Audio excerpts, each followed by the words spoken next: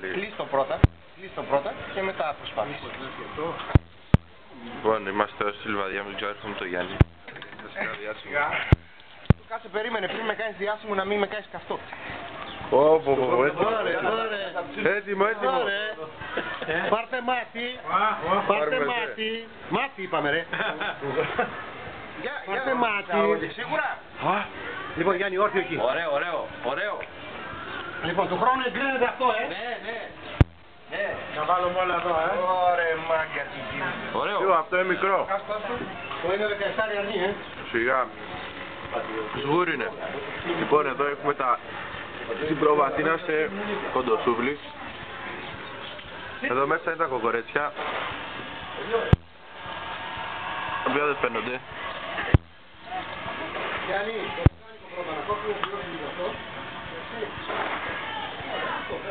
Γεια σου ρε Άρη.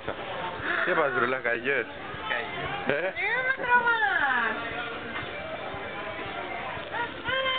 Πάμε με τα πολλά τώρα. Έλα. Τι παίρνεις να πούμε. Έλα ρε, βάγα μου το. Έλα. Ωραίο.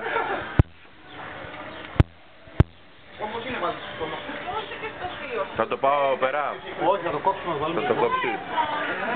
Λοιπόν, τώρα πάμε να δούμε τα 9 αρνιά. Το τραπέζι έχει στρωθεί.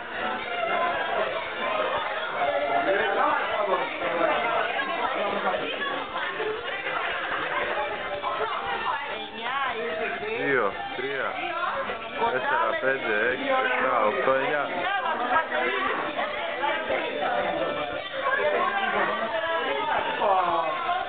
Α, παππούς, τι λες.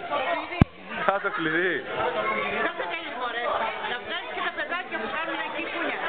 Μάνα μου. Κάτω στην τσέπη σου. Πίσω.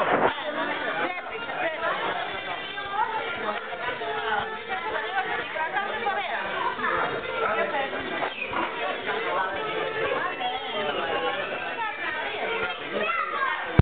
Δουλεύει υπερορία το χέρι.